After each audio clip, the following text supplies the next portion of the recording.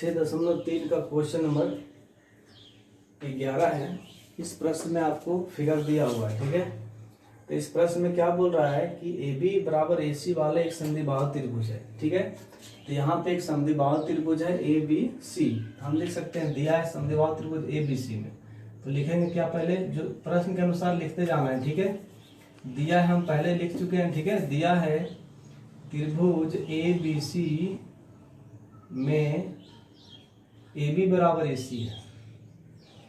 A B बराबर क्या दिया हुआ, ए सी, क्योंकि हमको बोल रहा है कि ए बी बराबर ए सी वाले एक समद्विबाहु त्रिभुज है, ठीक है।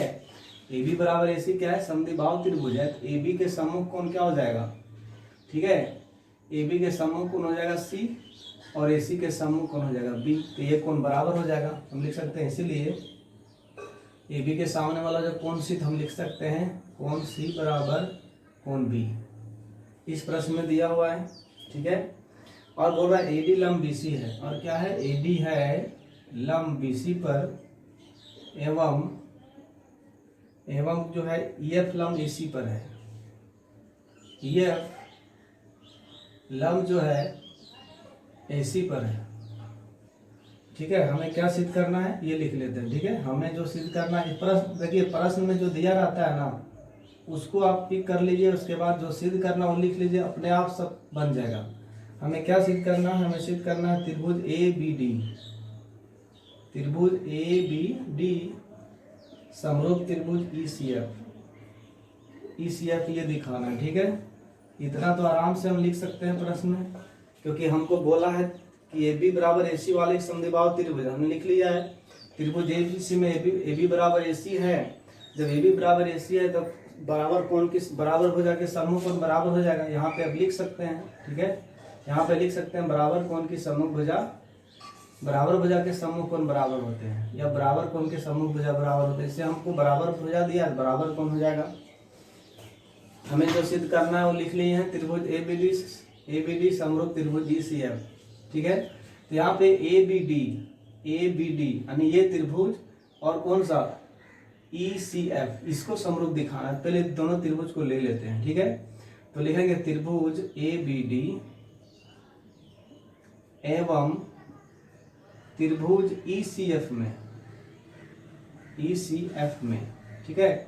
ये दोनों त्रिभुज में क्या क्या दिया है हम देख सकते हैं, ए बी डी। तो ए बी डी में सबसे पहले हम देख सकते हैं कि B बराबर हो गया C के, ठीक है, क्योंकि अभी हमने लाया है, ठीक है। और ए डी लंब BC है तो कोण D जो है त्रिभुज ए बी डी में है, और कोण F जो है त्रिभुज ECF में है। दोनों 90-90 डिग्री का है। हम लिख सकते हैं कोई भी को दिखा सकते हैं पहले, अब तो पहले C भी दिखाइए तो फिर DF दिखाइए। तो हम लिख सकते हैं कोण ए बी डी में हम लिख सकते हैं कोण ACB, कोण ACB हो जाएगा, ठीक है। और ECF में क्या हो जाएगा, ठीक है। ECF में कोण ABD में हो जाएगा कोण ABC होगा, ठीक है, उल्टा हो गया कोण ABC। जब हम ABD की बात करते हैं तो B जो है मेरा बराबर हो गया, ठीक है। उसके बाद त्रिभुज ECF की बात करते हैं तो जगह ECF बराबर है, लेकिन कोण ECF रीजन क्या लेंगे, यहाँ समीकरण 1 लिख सकते हैं, ठीक है। आप यहाँ समीकरण 1 लिख सकते हैं, क्योंकि बराबर भुजा के सम्मुख कोण बराबर होता है। लिख सकते हैं समीकरण 1 से। ये समीकरण 1 और 2 जो देते हैं आप अपने हिसाब से मत दीजिए, लेकिन आपको इंडिकेट करना है कि कहाँ से आया है, ठीक है। तो त्रिभुज कोण ABC बराबर ECF हो गया। उसके बाद देख सकते हैं त्रिभुज ABC में,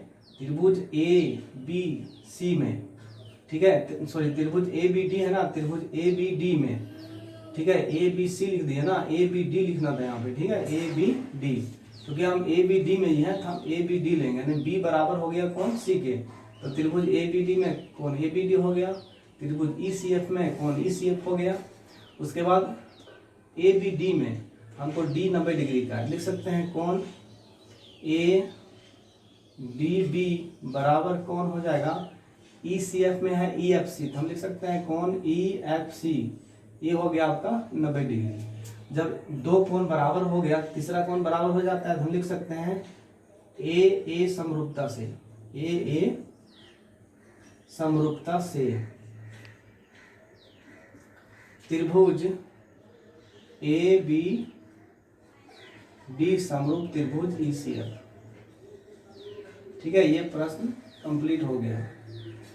इसमें मात्र यही सवाल पूछ रहा था। ठीक है, तो बहुत आसान है, जो दिया उससे बना। मेन क्वेश्चन यहाँ से बना है, ए बी बराबर ए सी है तो बराबर भुजा के समकोण बराबर होते हैं, यहीं से बना है। बाकी एडी लंब बी सी एफ लंब ए सी दिया था, मतलब 90 डिग्री, ऐसे ही पता चल चुका था। ठीक है, ये बहुत ही आसान प्रश्न था। ठीक है, अब हम नेक्स्ट क्वेश्चन बनाएंगे।